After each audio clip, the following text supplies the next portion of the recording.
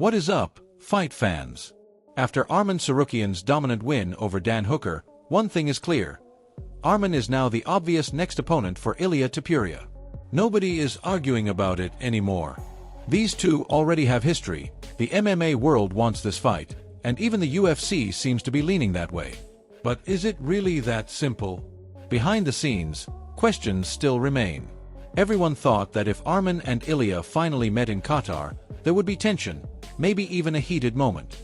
But surprisingly, nothing like that happened. Topuria turned things up by posting a short clip of his face-to-face moment with Arman. Along with the video, Ilia wrote a sharp message. He said that every time they meet in person, Arman freezes up like a scared duck and that he can handle him however he wants. He wrote, "Remember I slapped you and you just laughed. Then you go around acting like a gangster. So keep going. You're on the right path. Just a few levels below me, kid." Arman replied, "Bro, you touched my neck like we were taking a family photo and now you're calling it a slap online. The clip is clear. Your insecurities even clearer. I don't need to act tough for Twitter. My work is inside the cage. If you want to know what a real slap feels like, I'll be happy to educate you. See you soon, Elp." Once that hit Twitter, fans went crazy. The CombatSports Matrixer commented first, saying, "This is why you should respect champions like Islam. He always fought the #1 contender. He was ready to rematch Arman, but Arman pulled out. And now Ilia is clearly saying he doesn't want to fight Arman." Right after that, another fan wrote, "The winner of Arman versus Hooker gets the title shot. You said you'd rather give up the belt than face Arman. Now you have two options. Fight Arman or retire." Another fan added, "People act like they're Arman fans. In reality, they're just Makhachev fans praying Arman wins so Islam doesn't have to face Ilia. Ilia knocks him out in one round." Then came the classic comments, "Ilia slapped him and Arman just smiled. That tells you everything about who wins. Ilia owns the whole division already." But not everyone agreed. Sharing a friendly video and then claiming you slapped him is crazy. Another added, "Bro, last time you saw him, you were looking sideways. You ain't fooling anyone." Some fans defended Topuria. In grappling, he showed side control and crucifix, and on the feet, he destroyed Volk, Max and Charles. "I'm siding with Ilia on this one." Others went full king mode. "You cooked him, King Topuria. Arman is just another pawn in our game." Still, after all the trash talk, people forget one thing. These two fighters actually have a lot of shared connections. Arman was born in Georgia. Hamza Chimaev is his close friend. Gam Kudalazzi, one of Hamza's closest friends, is also very close with Ilia and Alexander Topuria. These guys are part of the same wider circle. So even though the online talk sounds serious, when they meet in person, Arman always has that natural smile. That smile shows the energy between them isn't real hatred, it's just promotional fire. Even Hamza has said publicly that there is no real conflict. Gam will likely be in Ilia's corner, Hamza in Arman's corner. And as Hamza said himself, "We fight each other every day in the gym anyway." Если Арман попросит, конечно, я не смогу отказать, потому что он мой друг, а своему другу в помощи никогда не отказывал. Поэтому я не думаю, даже если Гурам туда, в тот угол другой поедет, и мы, конечно, не будем друг друга обижаться, это спорт. Мы и так в зале друг друга бьем. At the end of the day, this is just the fight game. Two top fighters building a story before stepping into the cage to see who really is the best. But let's be real, whoever fights Topuria next will be decided by the UFC.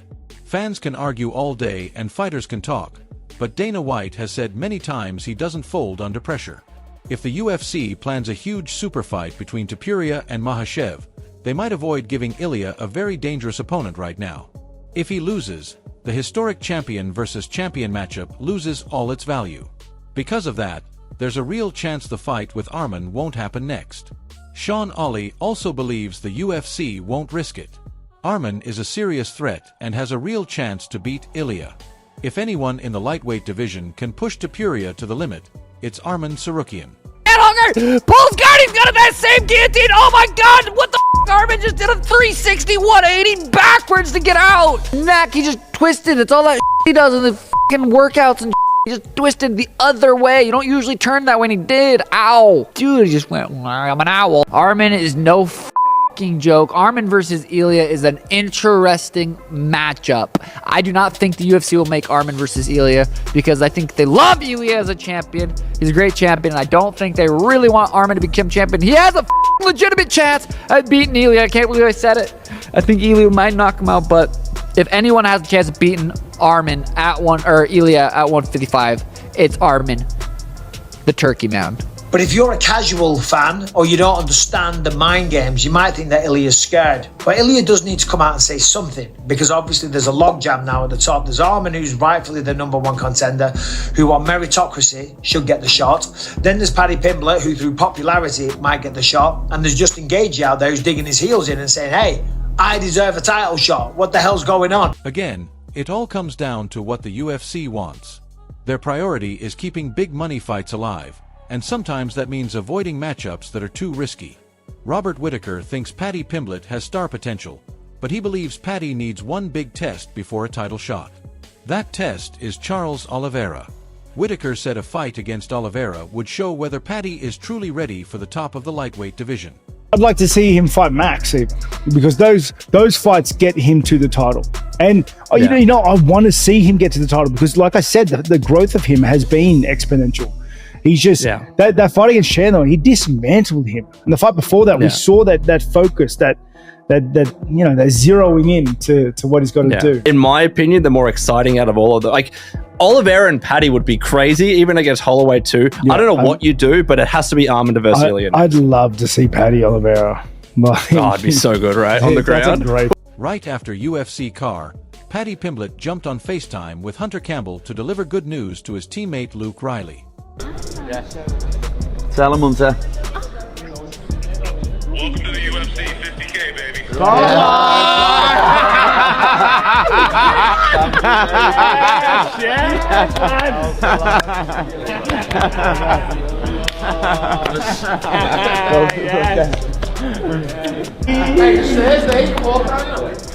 How you feeling? Got no words, honestly. 50 G's, man. After losing to Arman Tsarukyan by stoppage in what could have been a title eliminator, Dan Hooker has accepted that he'll probably spend the rest of his career as a gatekeeper in the UFC lightweight division. Even so, he plans to give everything he's got in that role. Dan, your future goals?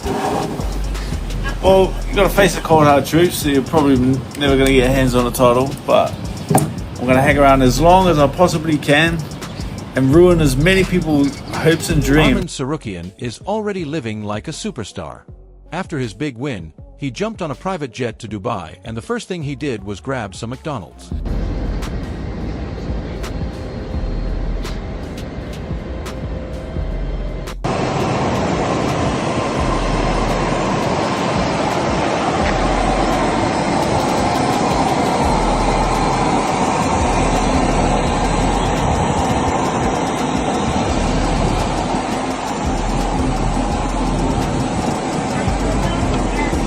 Max Holloway reacted simply to Arman Tsarukyan headbutting Dan Hooker during the face-off.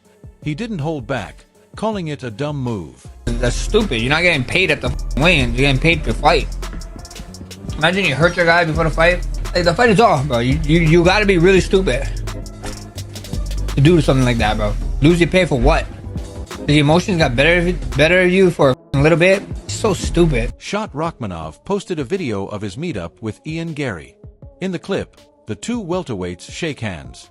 After Gary's win, Rachmanov made it clear he respects the victory, but reminded everyone who the real contender at 170 is. Glad to see you and congratulations on your victory. You know who the real contender is, wrote Rachmanov.